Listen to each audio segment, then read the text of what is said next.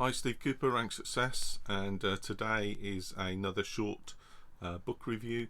And you may be surprised at this one today because it's called Succeeding at Assessment Centres for Dummies by Lucy and Nigel Povar, and it is a great book. And the reason I've decided to kind of talk about this one today is because I get lots of messages, lots of emails saying, "Hi Steve, our force does this test, our force does that test.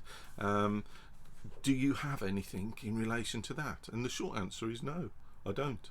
I am not an expert in assessment centres or tests, but in my free downloadable guides and in my promotion toolkits, I signpost and direct people to tests that are used and where they can access practice tests and get used to those tests by experts in the industry.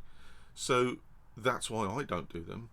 But as a coach, as a mentor, and supporting people, even just in a telephone call, I'll say to people from time to time, they'll say, "Well, look, we've got a situational judgment test, or we've got an inductive reasoning test, and we've got a presentation, and we've got a in-tray or e-tray exercise.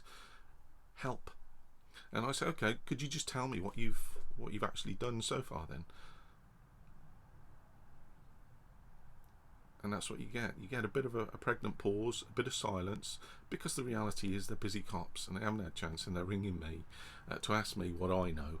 And so this book is particularly good because it is for dummies. Now, I'm a dummy, I've got it, but it's fantastic as a resource for you if you're going to have to sit through assessment centres. So if you're going through fast track, or if you're going through a quite detailed assessment centre, role plays, written exercises, situational judgment tests, start with this book because it's for dummies. And it's a great place to start. If you don't know something, start asking questions. Well, what could I read? Well, you could read this book.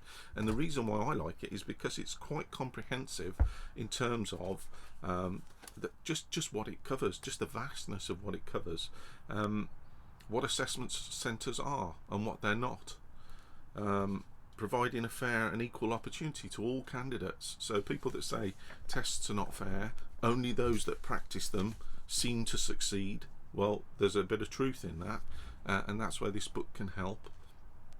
How assessment centres work, maximising your chances of success on an assessment centre, mastering assessment exercises. Most people just want to turn up and do the test. They don't want to master it. Now, you don't necessarily need to master it, depending which job you're going for, because they're not that in-depth for police promotion processes. But they are a stiff test, and some people just cannot get used to situational judgment tests or in-tray exercises because they don't know what they're testing. So oral presentations are here, role play, starring in role plays, which is what you do, shining in fact-finding exercises, planning and scheduling exercises, responding effectively in interviews. There's even an interview section in there, managing the in-tray or inbox exercises. Bingo. Straight away there's a whole comprehensive section on that there for you. Perfecting your approach to psychometric tests. I could go on, but that is a really good book for anybody who finds himself facing a selection test. Now, one of the more common ones is a in-tray or e-tray exercise, and I am personally surprised that many candidates, probably because particularly as constables, they probably don't get to experience the fact that this test, the in-tray or e-tray exercise, is designed to replicate the job or the skills, the knowledge, the attributes that are required by a sergeant, by a first line supervisor. So I get it that not everybody's had the chance to do that, to do workloads, to deal with a real life in-tray for a sergeant. And the same goes for sergeants, sometimes in relation to inspector business, if you like, coming into the office every day. So in short, an in-tray or an e-tray, so an in-tray is a physical papers in a basket kind of thing, and an e-tray is done online, so with emails, etc. But the principle's exactly the same, and generally it's designed to provide a body of information or material that is or has the effect of overwhelming you. It's designed to overwhelm you, so it's unsurprising some people, if they don't know what the tests are designed to do, they do get and feel overwhelmed by it. So the things they're looking for you to do in the in-tray exercise is to prioritise, just like you would have to do on a daily basis as a sergeant or inspector. Okay, start prioritising. And they're looking to test your ability to effectively prioritise tasks.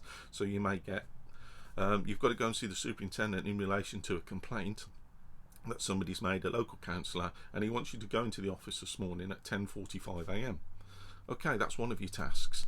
You've also got a high-risk missing person, and looking at threat, harm and risk, there is clearly a priority there. So you may have to manage the communication in relation to the conflict of those two tasks with the superintendent, and put the superintendent lower down your list of priorities for that day. You get the idea with that. So there are a number of tasks, a number of issues that are designed to overwhelm you, and they want you to show your ability, i.e. you might get marks for your workings out, showing your workings out and demonstrating your thinking, your decision making ability, your professional judgment around these policing topics and issues and tasks that you may well face when you get promoted. So that's what it's designed to do. I'm not going to go through all of them because the book is there for you to read, but that's the kind of insights you can get. And if you also download the free guides that I've got, I think there's one on police assessment tests, and if you want to buy the promotion toolkits, you can do that as well, and you can take a bit of a deeper dive into them and just start building some momentum, raising your awareness and sharpening your knowledge and insights into what these tests are designed to do. And they are not as comprehensive or overwhelming as they may first seem, and like anything else, the more you find out about them, a little bit easier you'll feel about them. Okay, so that's that book today, Succeeding at Assessment Centres for Dummies.